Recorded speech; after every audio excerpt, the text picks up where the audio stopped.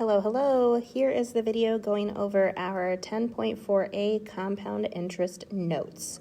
So the very first thing you see on this slide is this beast of a formula. You have a equals p times 1 plus r over n to the nt as an exponent. So what does this formula tell us? It is telling us how much compound interest you are earning in a particular account.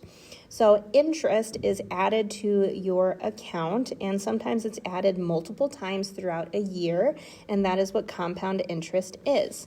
So the first thing I want to do is label the different parts of the formula. So A is the amount in the account or the final balance. P is the principal or the starting amount.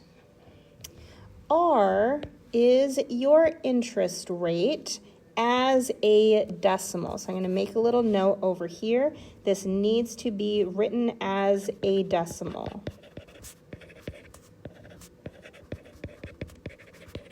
If you see in the parentheses, it says divide by 100. So if your interest rate is like 50% divided by 100 is 0.5 as a decimal. 25%, so 25 divided by 100 is 0.25, so you would use 0.25 in the formula. N is the number of times your interest is compounded. I do want you to notice how N is used twice in this formula as part of our fraction and as part of our exponent.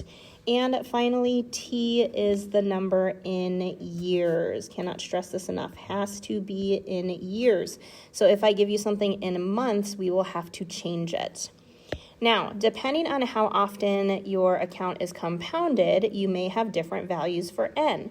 So what do these terms mean? How many times per year is interest compounded? So if interest is compounded annually, that means N is 1. You get interest added once a year. Semi-annually, N is 2, twice a year. Quarterly, N is 4, so 4 times a year. Monthly, N is 12, so 12 times a year. And daily, N is 365, since there's 365 days in a year. So once we have these values, we can plug it into the formula and calculate our balance after a certain amount of compounding for a certain value of interest.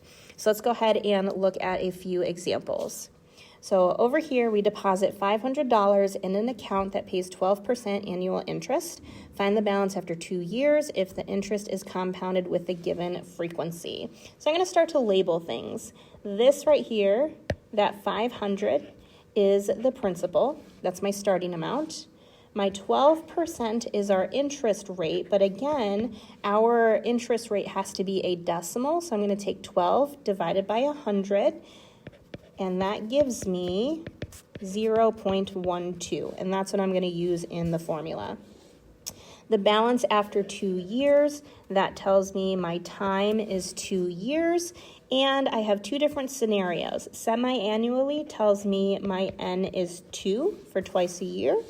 Quarterly tells me my N is 4 for 4 times a year. So I'm essentially following the formula twice. So I have my final amount is what I'm looking for. My initial value, my principal was $500.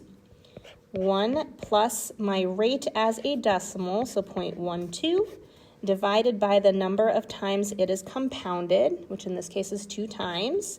And then my exponent is the number of times it's compounded times the number of years, which in this case is 2.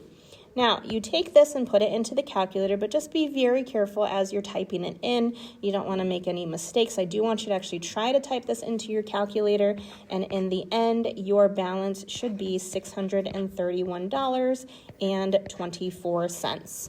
One thing that people have a tendency to mess up is this exponent piece right here. Make sure all of that is in parentheses as you are putting it into your calculator. So my balance for this particular account compounded semi-annually is $631.24. Now, if I wanted to calculate how much interest I actually earned, I can take my new balance of 631.24 minus my original amount, and this will tell me how much interest I actually earned in this particular account. So this would be $131.24. Now let's see what happens if I compound more often. So I'm using the same formula. My principal is still the same. My interest rate is still the same. But my n is now 4 because I'm compounding 4 times a year because I'm compounding quarterly. My exponent is n times t, so in this case it is 4 times 2. And again, just be careful when you put this as your exponent, you put the whole thing in parentheses. You can put that into your calculator, and if I compound quarterly, my balance ends up being $633.39. And once again, I can calculate how much interest I actually earned on this account by subtracting my original amount. So in this case, I earned an extra $2 in interest, which doesn't seem like much, but keep in mind, interest is essentially free money. So $2 for free, sign me up.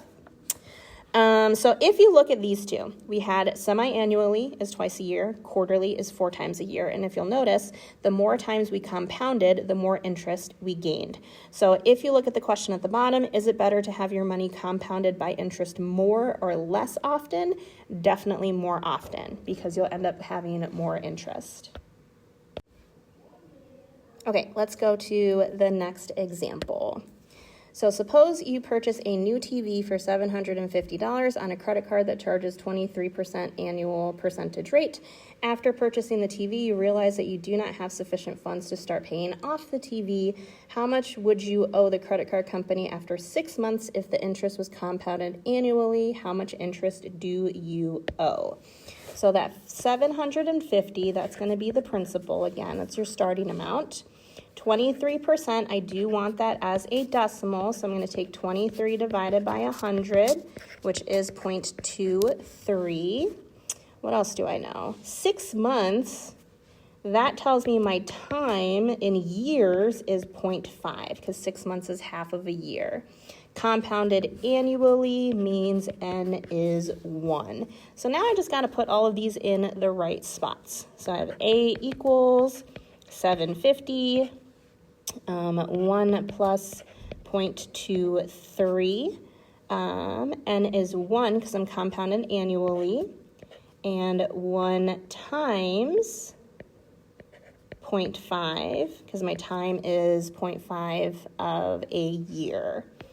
So I'm going to put that into my calculator, and it gives me $831.79. So that's going to be my balance after I put this TV on my credit card. So the amount of interest that I am actually going to have to pay extra for is going to be the $831.79 minus the $750. So that is $81.79. So when you have a bank account and you're earning interest, that's good because that is free money for you. If you have a credit card and you are paying interest, that is the extra amount of money that you actually have to pay. So instead of just paying $750 for the TV, you actually end up paying $831.79 for the TV. So sometimes using a credit card is not the best route to take. All right, one more. Let's say the interest was now compounded daily. So in this case, n is 365. So unfortunately for many consumers, banks do not compound interest annually, but daily. How much would you owe the credit card company after 6 months once again? So t is 0.5. If the interest is compounded daily, how much interest do you owe? So I'm still using the same starting amount, $750. My interest rate is still the same, which was 0.23. But now my n is 365 because it's compounded daily. My exponent is n times t. So I have 365 times 0.5, and again, take your time plugging this into your calculator. So if it is compounded daily, I end up with a final balance of $841.37. And then my interest this time, $841.37 minus $750 means I'm actually going to owe an extra $91.37. So instead of using a credit card to pay for this TV, I might just want to save up for it because I'm essentially paying an extra $91 to have that TV. So that's a bummer. All right, that completes your lesson on 10.4 compound interest.